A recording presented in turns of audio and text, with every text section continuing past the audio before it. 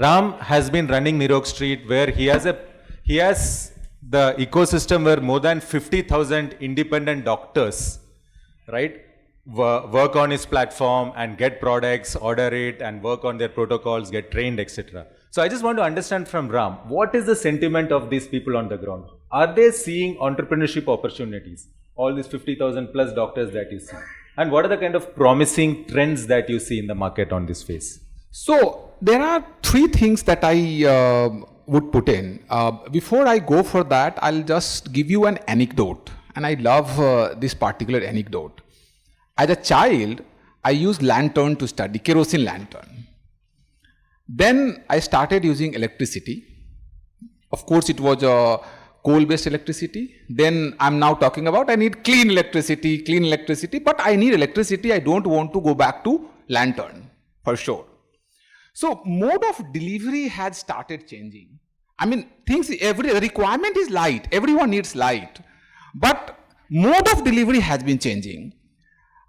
So on my part, what I have seen physicians across, in fact, last year I traveled across close to 70 cities of India, and we did dialogue with various practitioners, and what it came out that they indeed want to become part of mainstream, and they are indeed working for that. The thing is, what they need is exposure, access, and most important, policy support. The good thing is that policy support is coming. Then platform like ours and say initiative like Ayurveda is also bringing needed confidence among those practitioners. So they are very open. Healthcare as such has seen transformation taking time. Digital transformation particularly has taken more time than what you would see in any other category. Reason being, it deals with very important ingredient, that is patient care. For doctor, most important thing is they want to make money, but at the same time, their patient has to get cured. Because if patients are not getting cured, their value is getting diminished. So this is one part. The second part, what we have seen is openness about what you see is a culture which was basically coming from the past. Be it, open medicines. So today doctors are more open to package, retail, quality products. And third and most important is they also want to basically go away from the fact that, hey, this is no more a wellness category. I am talking about Ayurveda healthcare. I am talking about Ayush healthcare. Because premium comes from healthcare. So for example, if you do something medicated, there is a premium to it. But if you sell something, this is a shampoo, there is no premium to it. So doctors also want to have premium on those things. So to answer your question and to summarize what I said, yes, everyone is changing with basically digital coming up. They are actually adopting to newer mediums of delivery. They are open to basically collaborating, and they are doing everything to become part of mainstream, and eventually it is actually happening. So just to give you a very specific data point, we did a very detailed market survey. We spent a lot of actually primary and secondary data, and it actually said in 2005 Ayurveda's share of healthcare was 5%. As of 2022, it has become 20% of overall healthcare. Increase of 15% has not come from some other universe. It has happened in this country among ourselves. And primary drivers were, tier 2, tier 3 towns, in fact. So this is a very interesting things that we saw. Then what we saw is, and this is actually doctors are driving. The other thing that we saw is disease-specific access of healthcare. So wherever threat of life is immediate, people want to access Ayurveda. I'm using the word Ayurveda because this is what people are using most of the time instead of Ayush.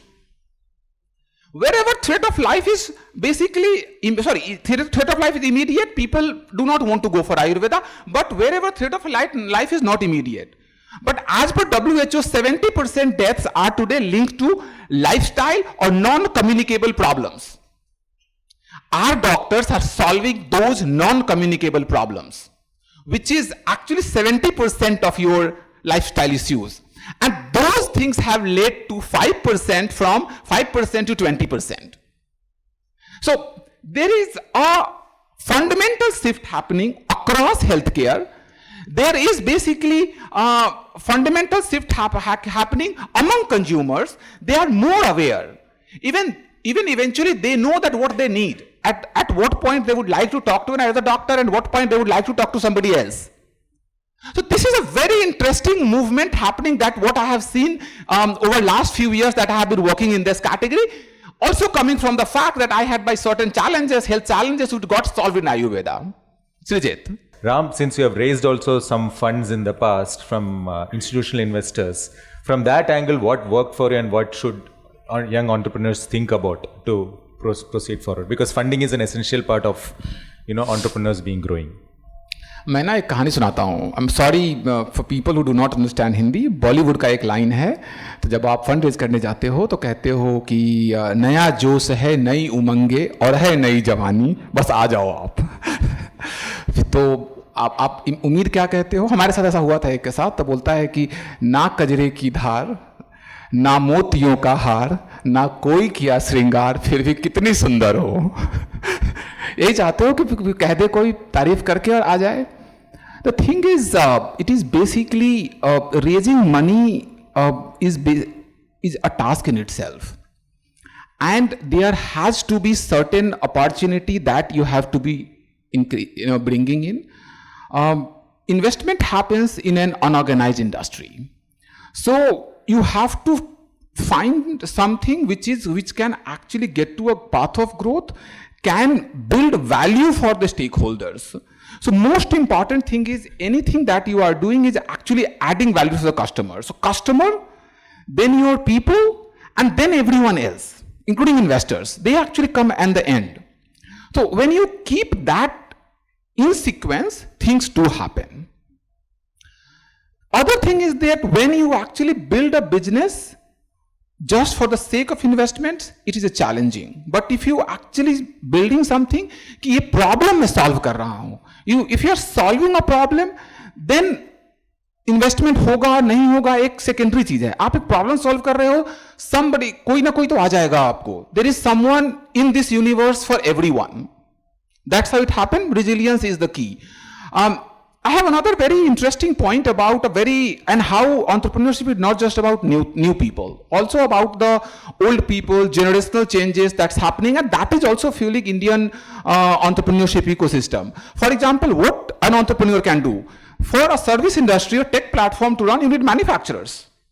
So let me give, for example, there is a company Vaidyaratnam, 200-year-old history, new people coming in, adding new ingredients to it, bringing new thought, partnering with someone like us, and then getting to a scenario where, hey, can we deliver the way the people want rather than the way I have been delivering? Or I would go and say to investor, hey, my father would have been happy this way, but I would be happy this way, but my child would be happy another way.